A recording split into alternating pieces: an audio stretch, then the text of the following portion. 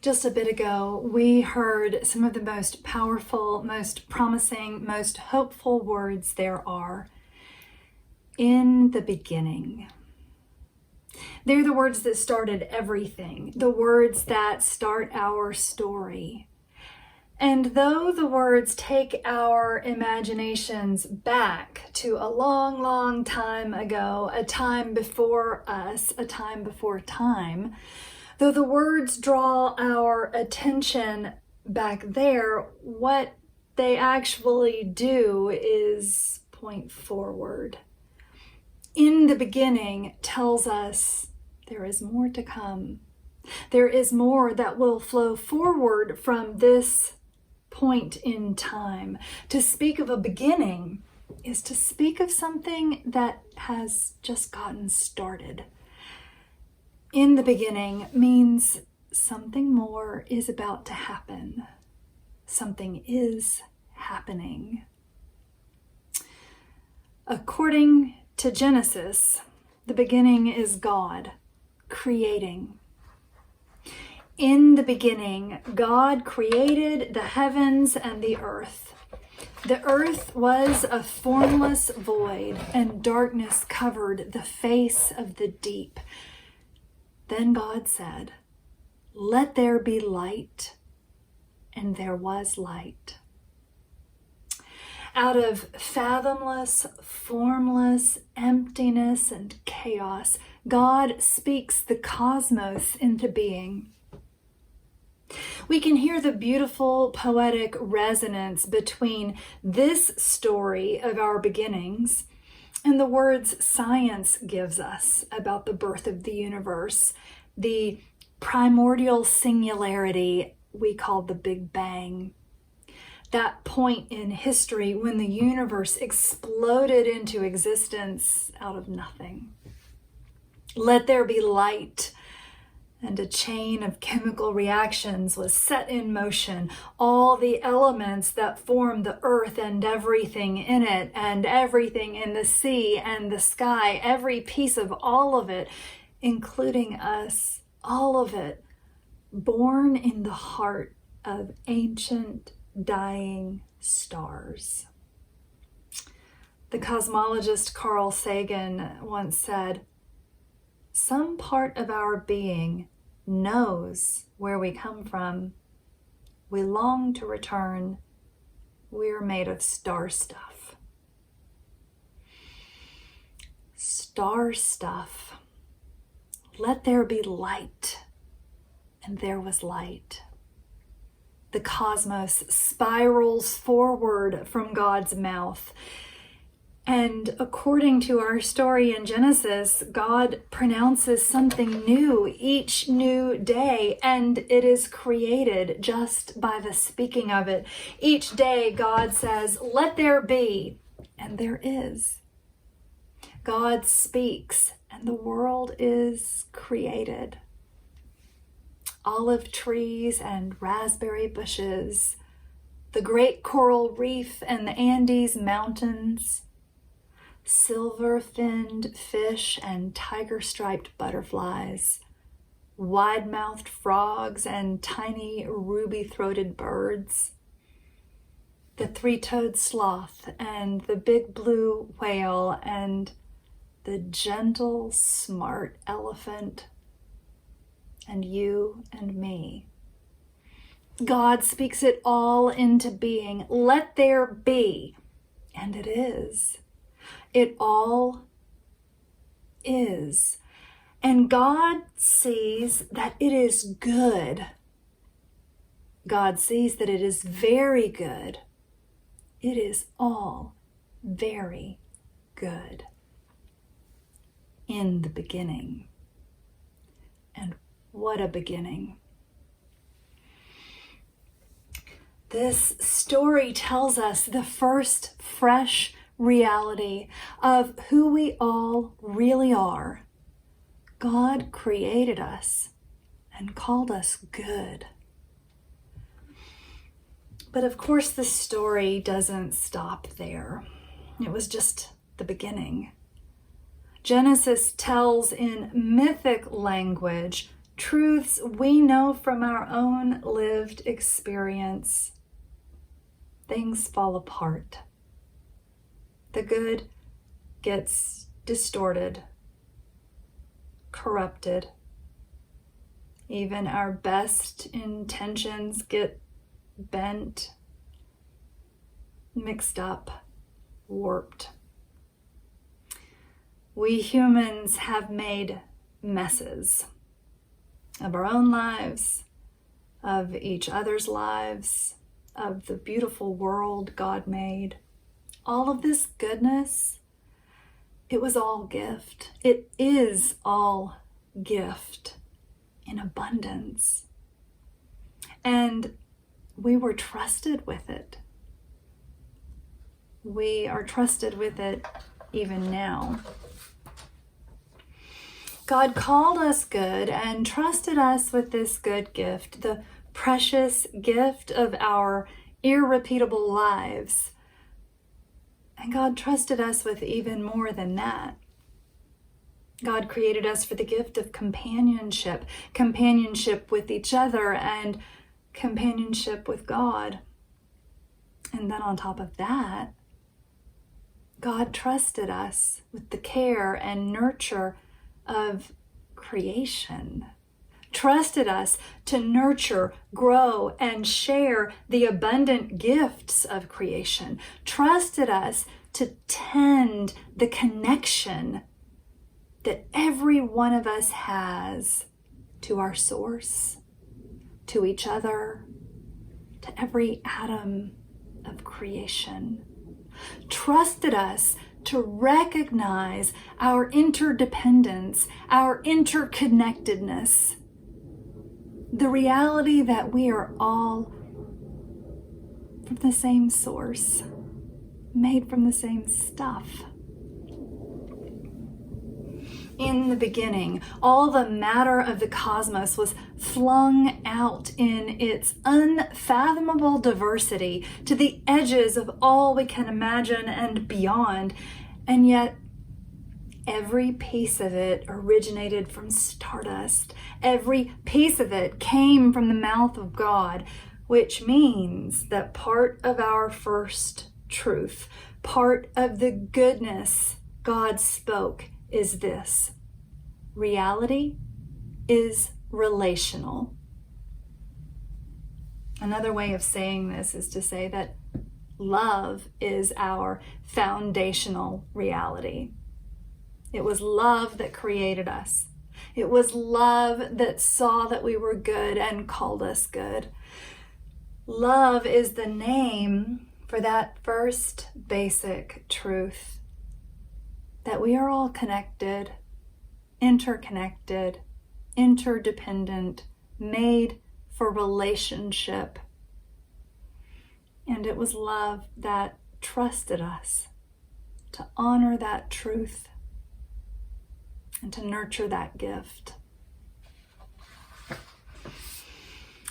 But as we are all too painfully aware these days, we have ruptured this reality in every conceivable way. These days, our thoughts are focused on one big, deep fault line in our culture, pitting us against each other. And our thoughts are also focused on the one giant dividing line between life before the pandemic and life as it is now.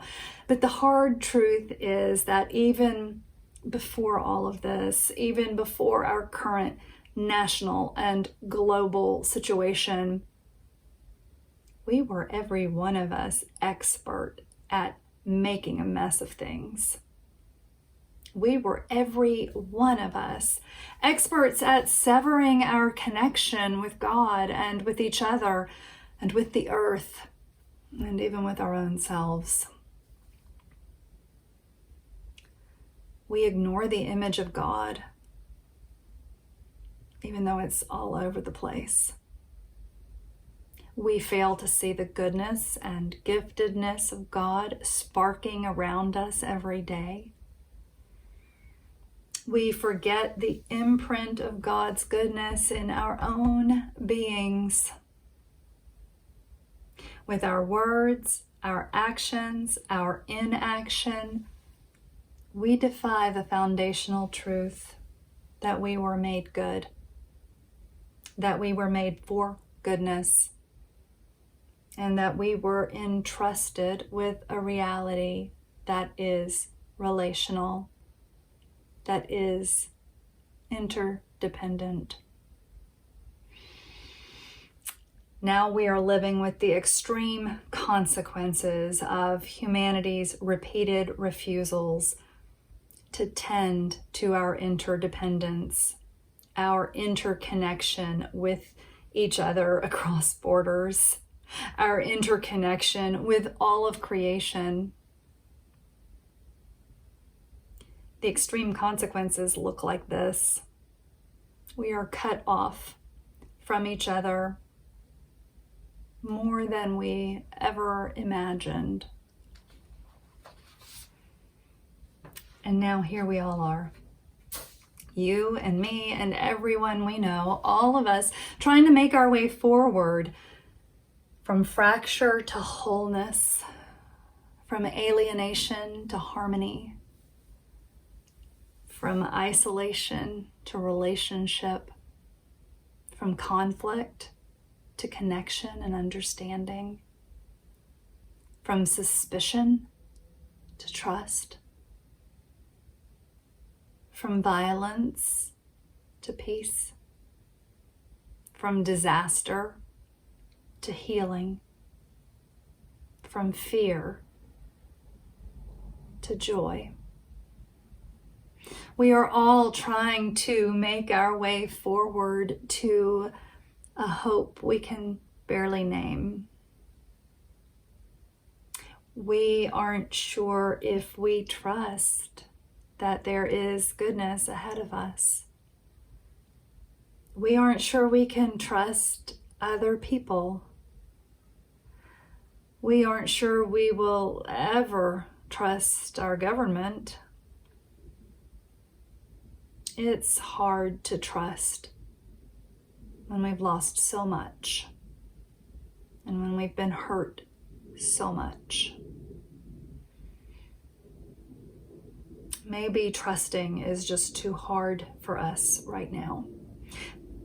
Maybe right now what we need most of all is not to trust, but just to remember that we are trusted.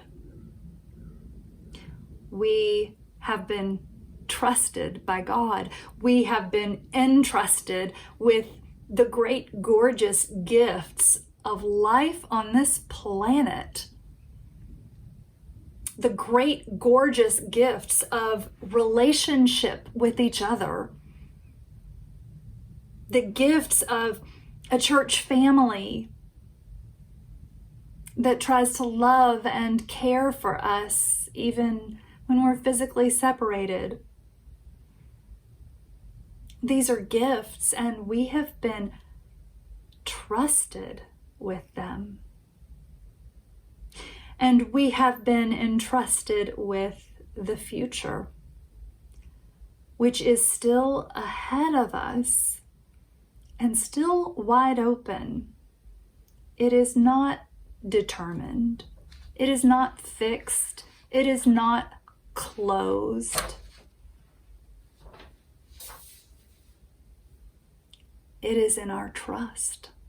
It has been entrusted, this gift, this future. If we really understood how much has been entrusted to us, what might we do differently? How about this day, this very day, this wild and precious day? It has been given to you with trust. How will you use it? What will you do with this day that honors that trust? What will you do with this day that honors the foundational truth of your goodness and of your interconnectedness with all that is?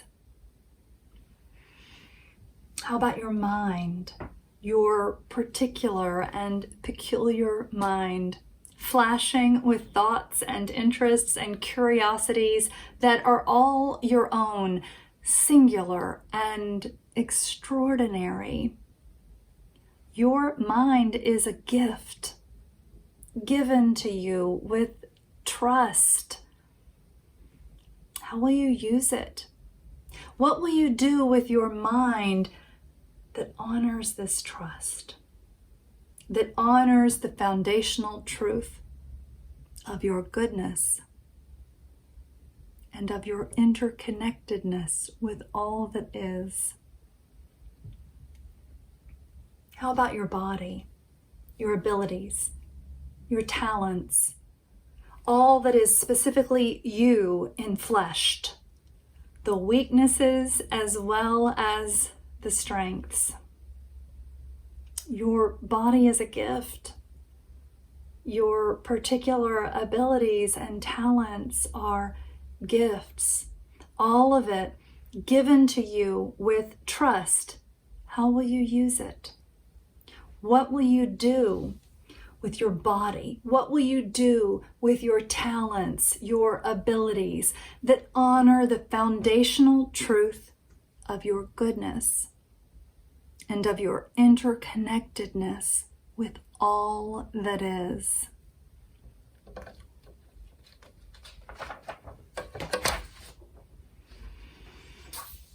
Everything else you have, job, shelter, bank account, education, food, all of that and more has come to you because of other gifts that have been poured into your life. Some of those gifts have been intrinsic to who you are and who you were made to be. Others of those gifts have come to you because of relationships or status or things not of your doing.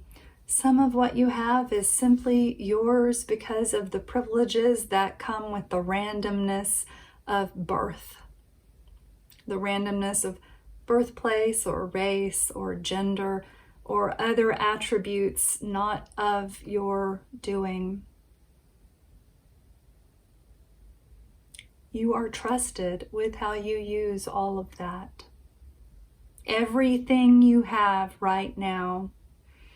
Can you see that the God who spoke creation into being and then called it all good, can you see that this God is trusting you to use what you have to honor the foundational truth of your goodness, our interconnectedness with all that is? The future of each one of us, the future of this church, the future of our community, the future of our nation, the future of our world, the future of our planet. All of it depends on each one of us recognizing the staggering gifts that have been entrusted to us. This abundance of trust and giftedness. All of this future of all of this depends on us recognizing the gifts and the trust and then rising towards our created goodness, rising towards our created interconnectedness in how we choose to use what we have been given.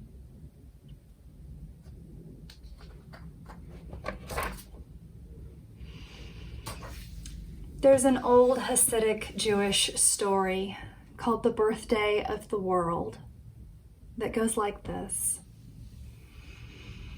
In the beginning, there was only the holy darkness, the Ein Sof, the source of life. In the course of history, at a moment in time, This world, the world of 1,000,000 things, emerged from the heart of the holy darkness as a great ray of light.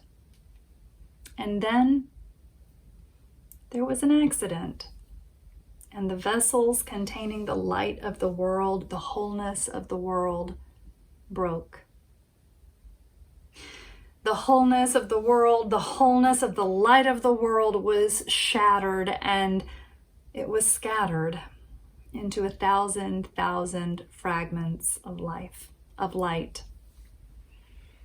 And those shards of light fell into all events and all people, where they remain deeply hidden until this very day. According to this story, the whole human race is a response to this accident. According to this story, we humans are here because we are born with the capacity to find the hidden light in all events and in all people, to lift it up and to make it visible once again. And by doing so, to restore the innate wholeness of the world. One Jewish poet puts it this way: we are glittering fragments trying to heal the world by finding light in each other. In Hebrew, the task of finding the light and making it visible is called tikkun olam, which means the restoration of the world.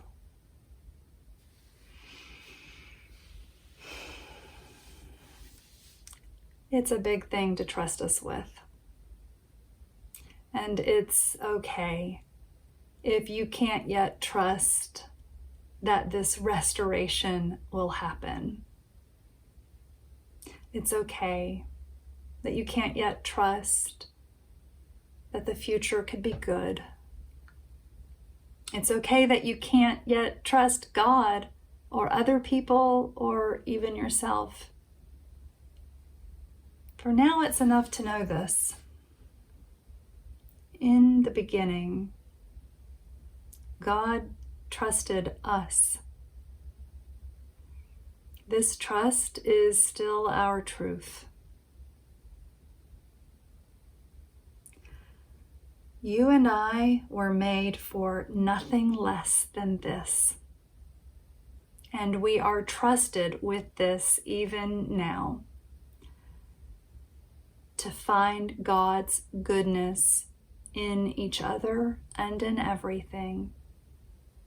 To lift it up and make it visible again. To heal the world. And today, we can begin again